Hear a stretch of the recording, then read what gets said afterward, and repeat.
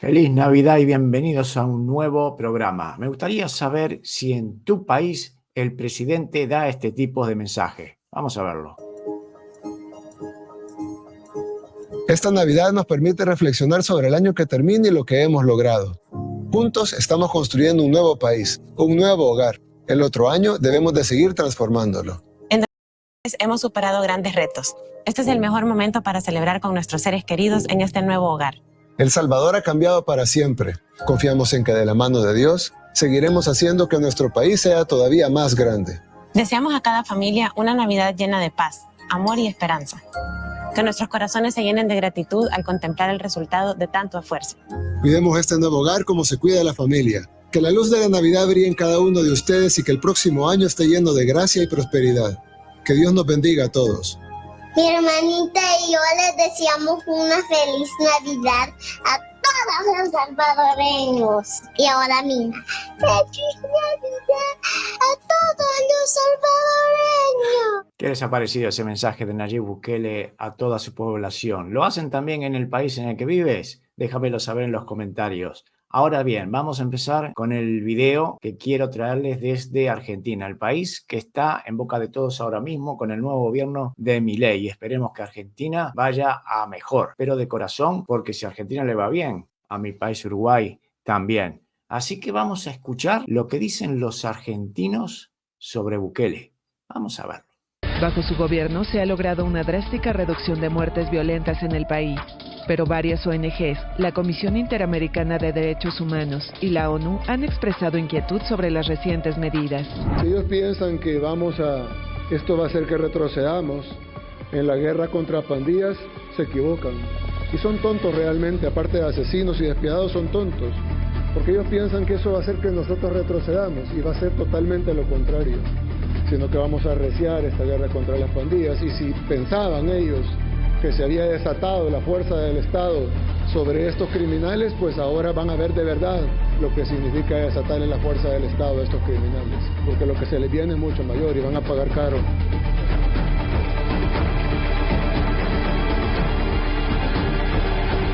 Todas las encuestas indican que es uno de los grandes problemas de la Argentina, la inseguridad. También la inflación, por supuesto, y se alternan en el primer lugar, o la inseguridad o la inflación. Es una de esas deudas históricas de falta de respuestas que tienen los años de democracia. Cumplen los 40 años de democracia y esta cuestión de la inseguridad ha ido escalando, en algunos momentos baja, pero vuelve a subir y ni las respuestas de las coaliciones de derecha ni de las del peronismo le encuentran solución. Entonces uno puede decir, bueno, ¿es un problema de la Argentina? No, la verdad es que es un problema de América Latina en general. Cuando uno va a Brasil, y yo acabo de venir, se lo conté aquí en GPS, he visto que ya la cuestión del control de las favelas ha escalado de modo tal que los narcos patrullan con armas largas las favelas porque ni siquiera durante el gobierno de Jair Bolsonaro lograron encontrarle una solución al manejo de los narcos en las favelas.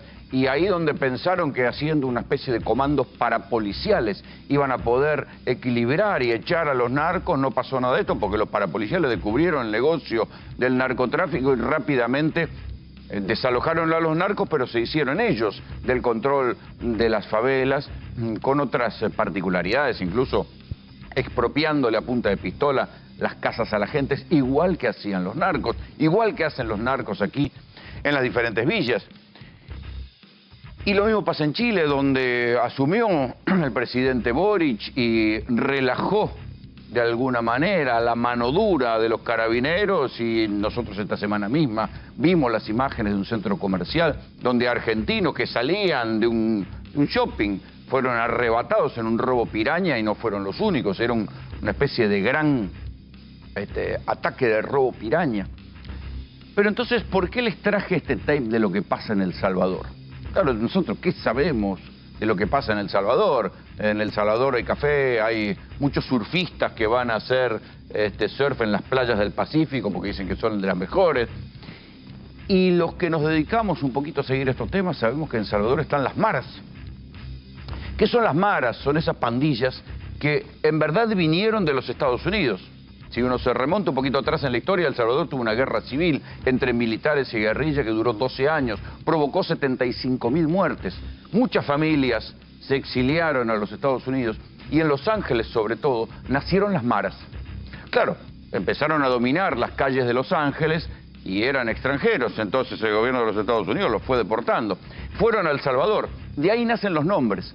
La Mara Salvatrucha o MS-13 y el barrio 18, que son las dos principales maras que manejaban los pueblos en El Salvador. Se mudaron a El Salvador y claro, ahí había mucho menos control y mucho menos poder y empezaron a crecer. Y las maras se parecen mucho más a lo que sucede en la Argentina con el control de las villas y con el control de ciudades como Rosario, que es lo que se habla de los carteles. Muchas veces se hacen las comparaciones simples y dicen, Rosario es como Colombia, o esto ya parece México, y no. La verdad es que lo que sucede en Rosario, lo que sucede en las villas del conurbano o aquí en las de la ciudad de Buenos Aires, es algo mucho más parecido a lo de las maras. Lo de las maras creció a un nivel que no eran grandes carteles, pero sí proveían mano de obra a los carteles.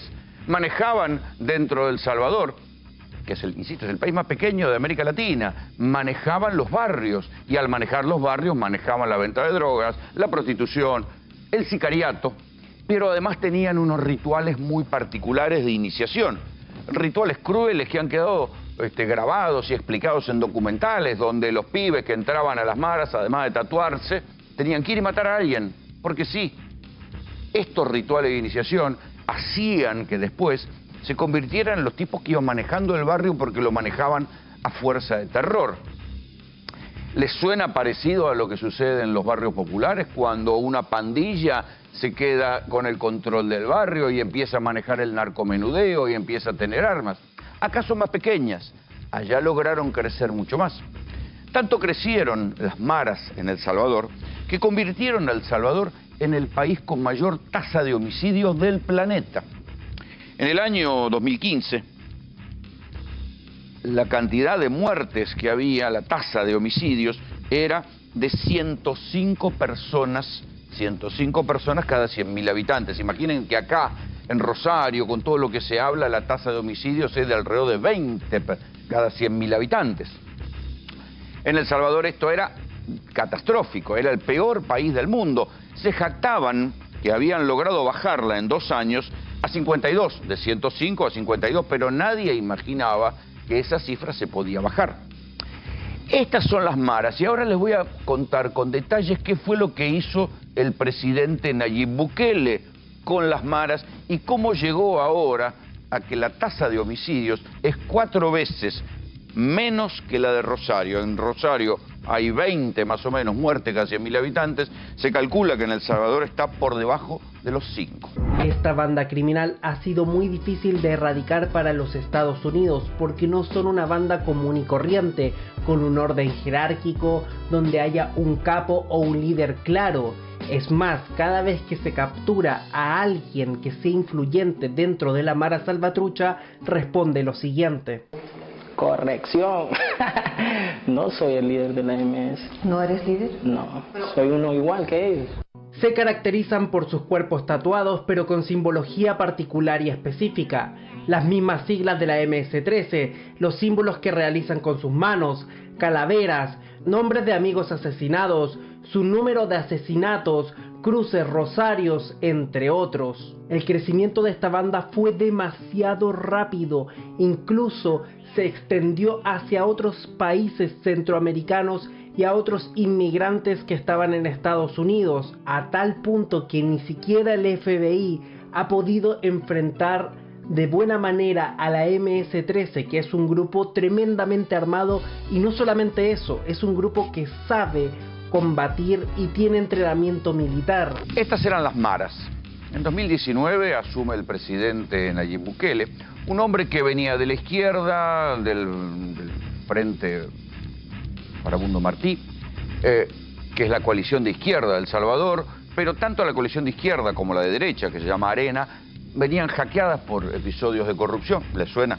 Bueno, el presidente Nayib Bukele, que había sido alcalde de San Salvador, asume la presidencia y dice que va a luchar contra las maras. y efectivamente la tasa de homicidios empieza a bajar, ¿sí? En el 2019, acuérdense, venía de 52 cada 100.000 habitantes en 2018, seguía siendo el país con más muertos en el mundo, bajó a 36 cada 100.000 habitantes. En el 2020, está bien, fue la pandemia, bajó a 19,7 cada 100.000 habitantes. Y así fue bajando, en el 2021 a 17,6. Y entonces ahí se produce algo raro, porque Estados Unidos denuncia que el presidente Bukele había pactado con las bandas de las maras, que por eso había logrado bajar la tasa de homicidios, y le retira los créditos. El Salvador es un país muy dependiente de los Estados Unidos. El principal ingreso, o el segundo ingreso de divisas, es la plata que mandan los salvadoreños desde Estados Unidos, los que trabajan allá, a sus familias en los Estados Unidos. Es un país que vive muy vinculado a los Estados Unidos. Estados Unidos le corta todo tipo de préstamos al presidente Bukele. Y en 2022 venía bajando la tasa de homicidios, y en 2 noches, mejor dicho, el 25 de marzo y el 26 de marzo, el diablo metió la cola y ese supuesto pacto que había entre las maras y el presidente Bukele estalla por los aires. Imagínense lo que hubiera sido en un país como la Argentina, o en una ciudad como Buenos Aires, como Rosario, digo, para mantener escala. El Salvador tiene la escala de Tucumán, más o menos la misma superficie, mucha más población, 6 millones de personas. La noche del 25 de marzo, imagínense, en un país chiquitito, 14 personas son muertas en una misma noche por las maras. Al día siguiente le redoblan la apuesta a Bukele y matan 62 personas. A partir de ahí, el presidente convoca al Parlamento y dice: hagamos el estado de sitio, un estado de excepción que se llama ya. Y en ese momento utiliza al ejército, utiliza a las policías y manda detener a los líderes de las principales maras. A partir de ahí empiezan a detener gente. Las cifras van, o sea, porque algunos lo detienen, otros lo liberan, pero en un momento dado, una cifra que circuló era que habían detenido a 60.000 personas. 60.000 personas. O sea, debe ser el 1%, no más, el 10% de la población. Los habían metido en cárceles, todos ellos acusados de pandilleros, después fueron liberando algunos. Pero ese régimen de estado de sitio fue renovándose y ya lleva la 10ª renovación, dura un mes. Se declara por un mes y después se renueva.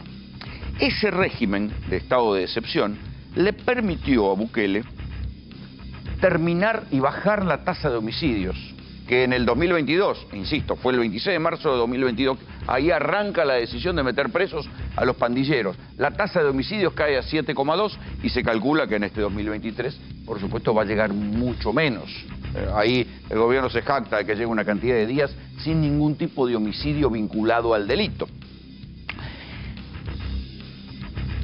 Cuando uno ve lo que hizo en las cárceles, Bukele, piensen que acá en la Argentina estamos discutiendo si le podemos sacar los celulares a los narcos que manejan las balaceras desde las cárceles, se matan a tiros en Rosario. La semana pasada nosotros les contamos que algo había cambiado y había crecido. Agarraron a una persona por la calle, le metieron 3 tiros y lo mandaron con un mensaje contra la banda de los monos, por otra banda.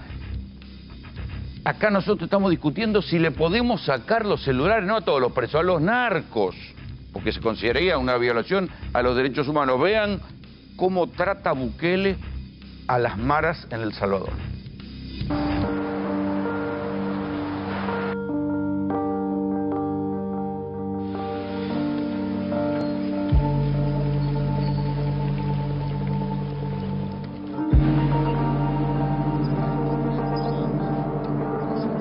Antes tenían a los pandilleros con prostitutas, con PlayStation, con pantallas, con drogas, con teléfonos, con celulares, con computadoras, y a los custodios y a los soldados los tenían durmiendo en el suelo, los tenían al revés. Una vigilancia 24 horas al día.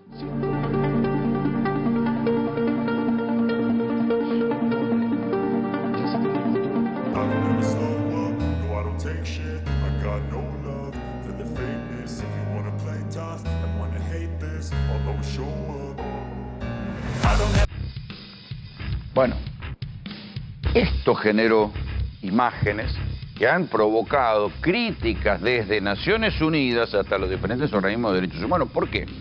Porque Bukele se jacta de que no solo metió presas a los 60.000 tipos de las maras, que además, claro, se distinguen fácilmente porque están todos tatuados, pero supongamos que acá no estén tatuados, allá los metieron presos a todos, hicieron inteligencia criminal de quién eran los jefes, dicen que hay 700 jefes de maras que están presos, y al meterlos presos desactivó todo tipo de delito. No solo los incomunicó, sino que los tiene en un régimen extremo, que el propio Bukele se jacta de que les dan solo 2 comidas al día, que los tienen en condiciones sin ningún tipo de comunicación ni nada, y esto le ha generado críticas de buena parte, o sea, Naciones Unidas, el ACNUR, el Alto Comisionado de Derechos Humanos, también organismos de derechos humanos. Pero fíjense lo que hizo también para considerar, para terminar con los apoyos a las maras. Considera que los mensajes de las maras son equivalentes a los mensajes del nazismo. Entonces prohíbe su difusión. Es más, a los medios de comunicación y a los periodistas, sobre todo a los periodistas, se los puede condenar con sentencias de hasta 10 años si difunden los mensajes de las maras, a las que por supuesto les sacó los celulares para que no se filmen, y esa filmación que nosotros le mostramos recién fue una filmación de un canal de televisión, no de un celular, porque por supuesto no tienen celular.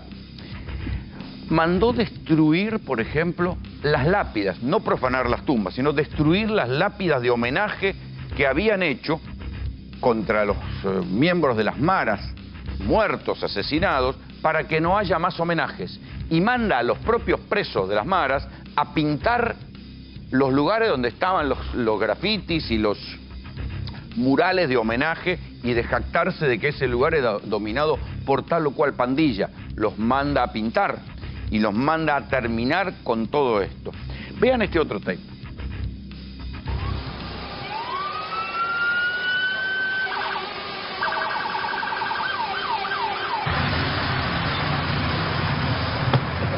Gracias. Buenas noches, señor presidente. Buenas noches, ministro. Listo, ya, señor presidente. ¿Qué tal? Buenas noches, ministro? presidente. Buenas noches, director. Buenas noches, señor presidente. Bienvenido. Buenas noches, señor presidente. Bienvenido al Centro de Confinamiento del Terrorismo, pieza clave para ganar la guerra contra las pandillas. Gracias. ¿Nos puede acompañar a este recorrido, por favor, Muchas señor gracias. presidente? Este centro de confinamiento del terrorismo se ha construido en un espacio totalmente aislado. Se adquirieron 236 manzanas. De esta, el área de construcción son 33 manzanas aproximadamente, lo cual equivalen a 7 veces el Estadio Cuscatlán. Y también decirle que este se constituiría como la cárcel más grande de toda América.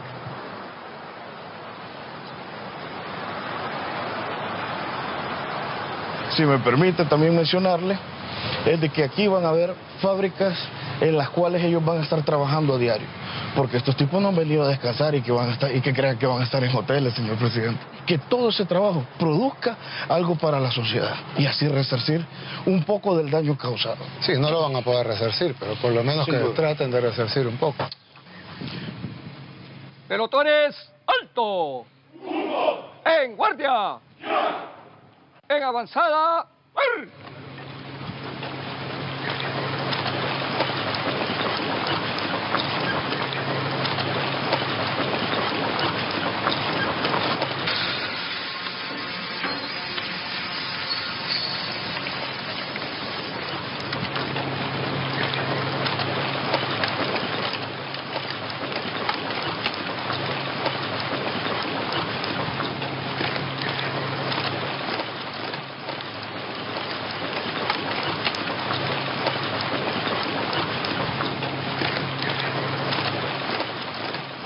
Y hoy nos encontramos en una de las áreas que evidentemente debe de existir en este centro, y son las áreas de aislamiento, las áreas de castigo, señor presidente. Ranfleros nacionales, corredores de programa, gatilleros que se encargaban de matar al pueblo salvadoreño, van a estar evidentemente en una celda común. ¿En castigo? En castigo, señor presidente. Claro. Todo aquel que quisiera organizar dentro de este centro de confinamiento algún tipo de altercado, también le va a tocar ese tipo de régimen donde no va a haber la luz del sol, señor presidente.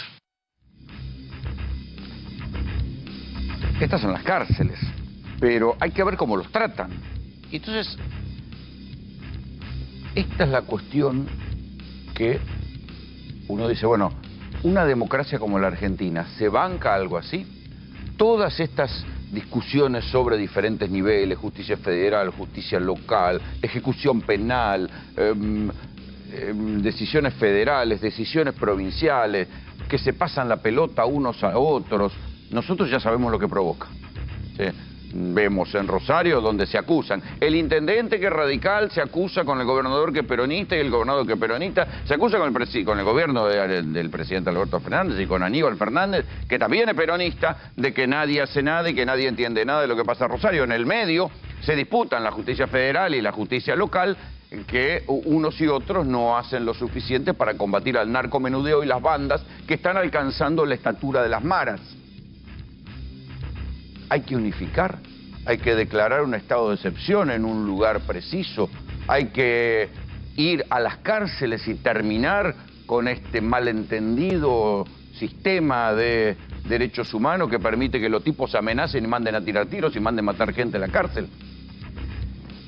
Hay que pensarlo como una teoría del daño colateral. ¿Quién tiene que pagar el daño colateral? Porque el daño colateral hoy lo paga el daño colateral de las garantías y del garantismo estúpido y del derecho retorcido y alambicado y de las chicanas judiciales, lo termina pagando la población cuando terminan soltando los tipos por tal o cual fallo, porque no se probó tal o cual cosa. Y la prevención del delito y la inteligencia criminal no se hace, o si se hace, termina negociándose con los propios narcos, y así van pasando los años y van pasando los gobiernos y nadie le encuentra la vuelta a lo que está pasando. Esta noche van a ver cómo aquí nomás, en la ciudad de Buenos Aires, se está perdiendo una oportunidad histórica.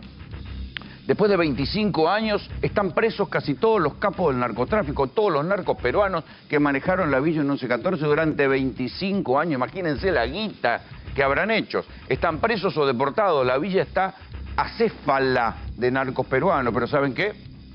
Siguen vendiendo. Volvieron a vender y lo vamos a mostrar nosotros en un documento especial. Y en Rosario o en Santa Fe, la tasa de muertes hoy es de 4 veces la que hay en El Salvador, el país que hasta hace pocos años era el país de la mayor cantidad de homicidios del mundo. 20 homicidios cada 100.000 habitantes. En El Salvador debe estar en 5, estaba en 7, ahora debe estar en 5, después del encarcelamiento de las maras. Claro, hay que bancarse la crítica, porque después están las críticas de las exageraciones, y también es verdad que otras soluciones de mano dura fracasaron en el continente. México llamó a los militares para luchar contra los carteles de la droga y los militares terminaron cobrando mucho más que lo que cobraba la policía para la coima, porque los narcos les podían pagar. Y en Brasil pasó lo mismo, llamaron a los parapoliciales y los parapoliciales descubrieron el negocio del narcotráfico y ahí están haciendo negocio de narcotráfico. Pero la solución es política, no es legal, porque la ley, tal como fueron las leyes, tal como fueron diseñadas, hechas en diferentes jurisdicciones y diferentes criterios, y terminan en la nada misma y terminan dejando a los narcos y a los que venden y a los que manejan las villas en libertad. Hay que discutir entonces, como en Salvador, ¿qué dijeron directamente? Las maras son organizaciones terroristas y se las persigue como organizaciones terroristas, independientemente del hecho que hagan. Acá hay que probar si el tipo vendía la droga, si traía la droga, si él mató, si lo mató otro. Se terminan juzgando a los narcos por homicidios, porque nunca les encuentran la droga. Y entonces eso termina dificultando y los tipos siempre terminan saliendo, y si no, consiguen mano de obra desocupada entre los propios pibes. Nosotros aquí les mostramos que en Rosario los pibes que utilizan, los menores, tienen 14 años, los que van a tirar tiros y los que utilizan de sicarios son menores de edad. Son los que barren con ráfagas de ametralladora a los frentes y después los meten presos, pero tienen que soltar porque son menores. Y no se considera que ya son organizaciones que tienen su propia lógica. Hay que ir por ahí. Hemos escuchado, amigos, el análisis de Rolando Graña del programa GPS y me he quedado con la pregunta que se hace él. ¿Se bancaría Milei la crítica si optara por un plan como ha hecho Bukele en El Salvador? Mis amigos, nos vemos en el próximo programa y que pasen ustedes una feliz Navidad. Hasta la próxima. Chao.